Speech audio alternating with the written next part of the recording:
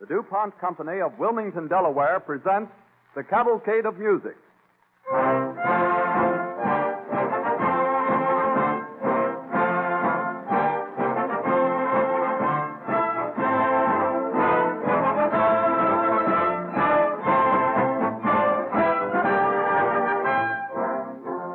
Years ago, few people dreamed that someday the movies would talk and sing, that music would be specially written for the film, and that Hollywood would have a Tin Pan Alley all its own.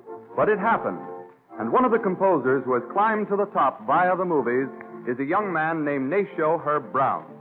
Born in Los Angeles, Brown simply moved a few blocks and went to work in Hollywood studios, writing tunes that quickly caught the national fancy and established him as a top-flight composer of light music. In fact, Brown has written only for the pictures, an unusual record in itself. Don Voorhees and the DuPont Cavalcade Orchestra are ready to play a full program of music by the young University of Southern California graduate with the unusual first name. Incidentally, we asked him about that name, Nacio Herb Brown, and found he was the first child born of an old Spanish-American family, and that Nacio means firstborn. As a special feature of our DuPont Cavalcade program this evening, a little later on, we're going to hear from Dr. Frank C. Whitmore, incoming president of the American Chemical Society, speaking from Rochester, New York. Here's a Nacio Herb Brown tune everybody remembers, from the picture Hollywood Review of 1929, the cheery Singin' in the Rain.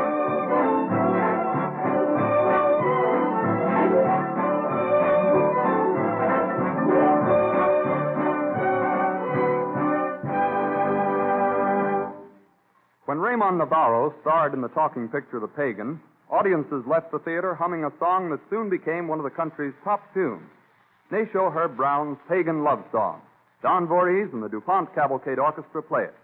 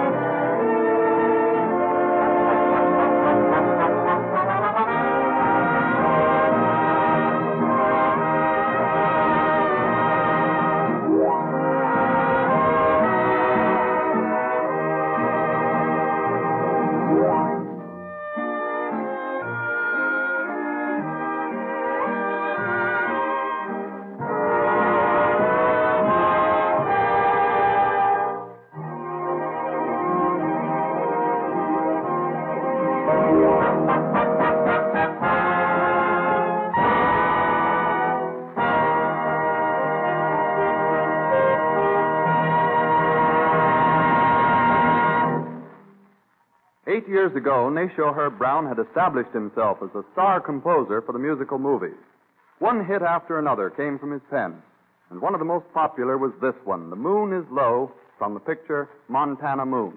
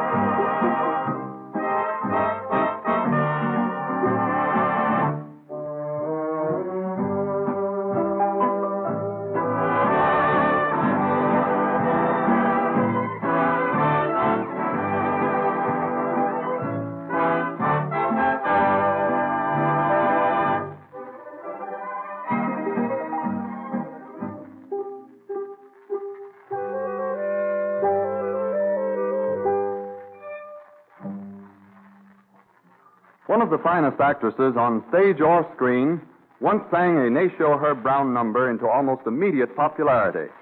The actress turned singer was Pola Negri. The song was Paradise from the picture of 6 years ago, A Woman Commands.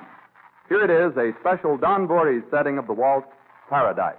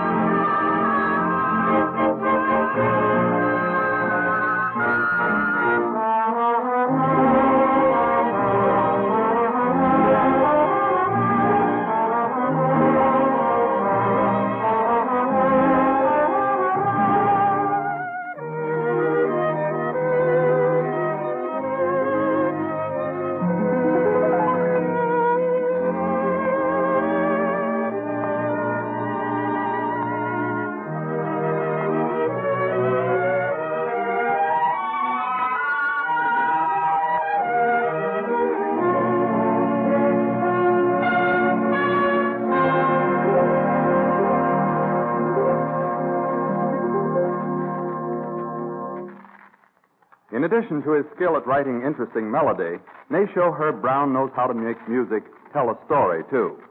Here's an example, a tune from the Broadway melody of 1930, The Wedding of the Painted Doll, played by Don Voorhees and the DuPont Cavalcade Orchestra.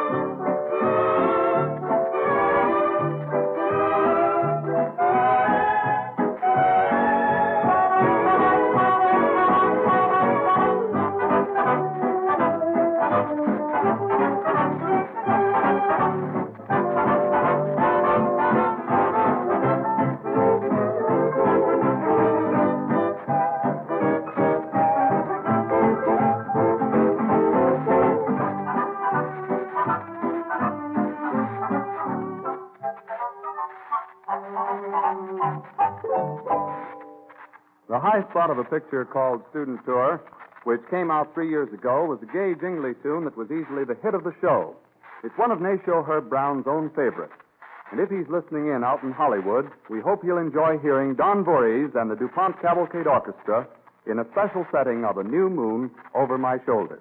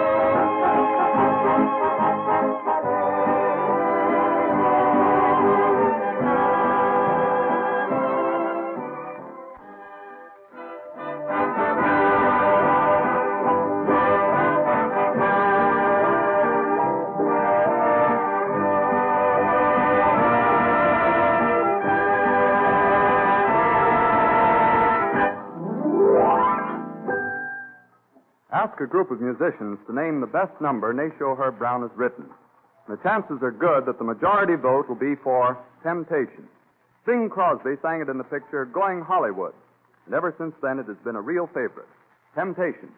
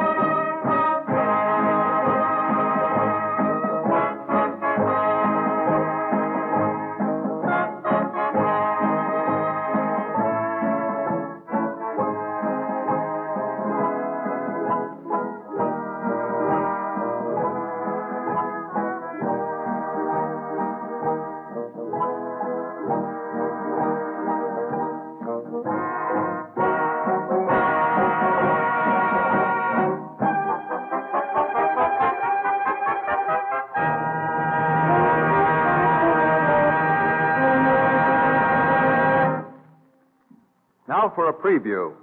Next week, the musical picture Broadway Melody of 1938 will be released nationally. It boasts one of Nacio Herb Brown's best scores. Now we'll hear three of its top tunes, Your Broadway and Mine, Yours and Mine, and Feelin' Like a Million, played by Don Voorhees and the DuPont Cavalcade Orchestra.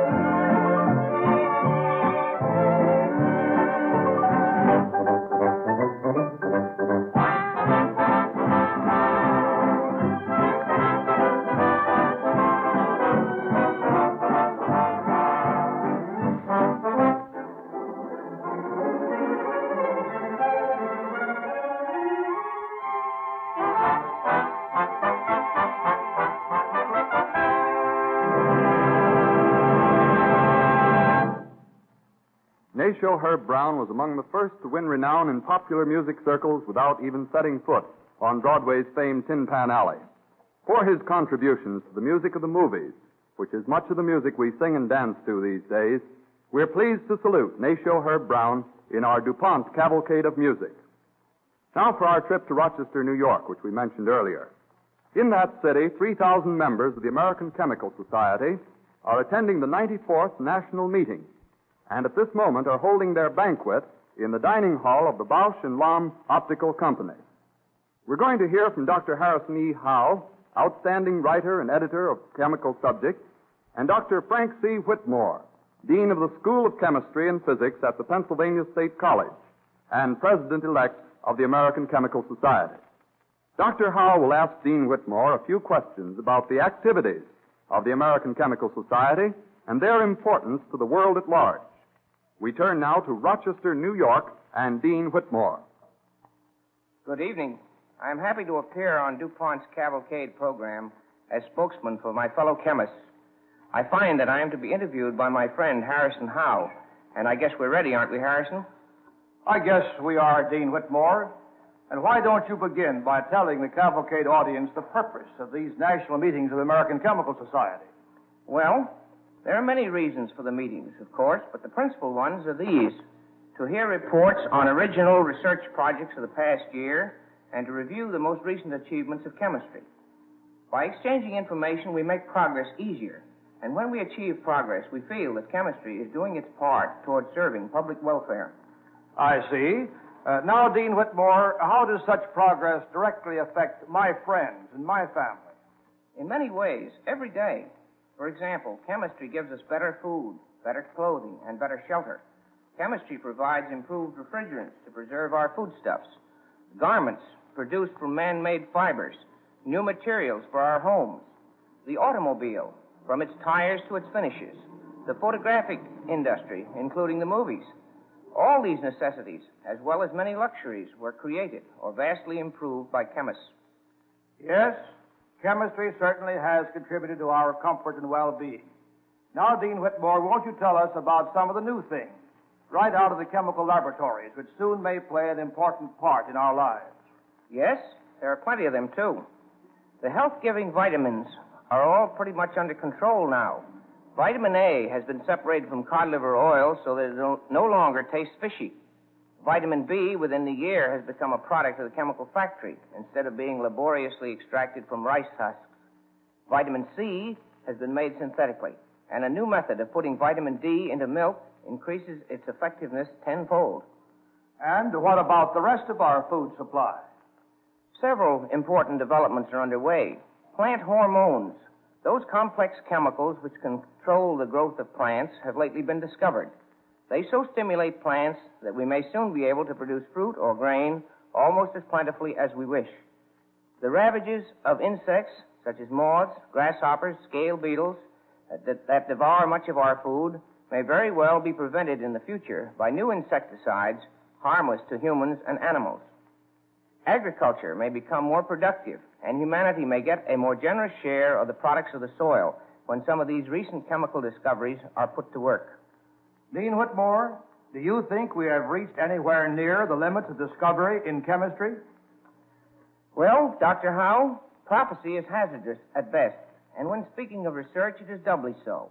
It can be said, however, that although the chemical industry now produces about 10,000 different substances for sale, we have definite knowledge concerning an additional 500,000 substances for which there is no present use. Furthermore, the number of chemical substances obtainable from only two of the elements, carbon and hydrogen, may someday reach the astonishing total of millions of millions.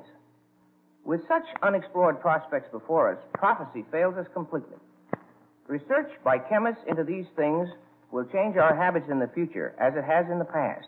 Just what form these changes in our habits will take, no one can guess.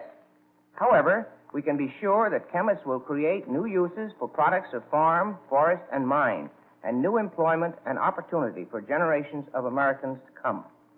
I have an abiding faith that our children and their children will find life better because chemists are working and searching today. Thank you very much, Dr. Whitmore. We're back in New York, ladies and gentlemen. And you're invited to tune in again next Wednesday evening for a full program of music by Cole Porter. You'll recognize his work, for instance,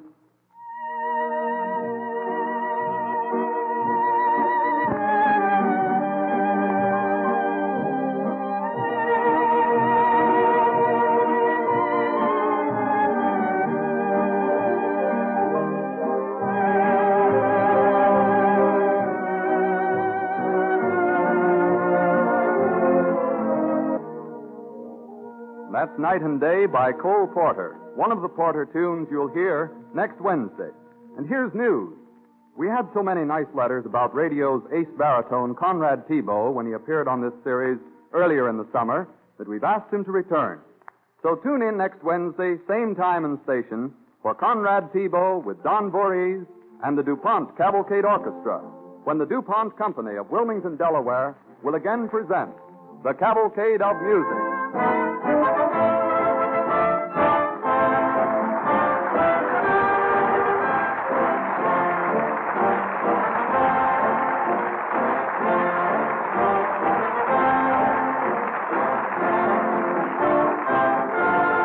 This is the Columbia Broadcasting System.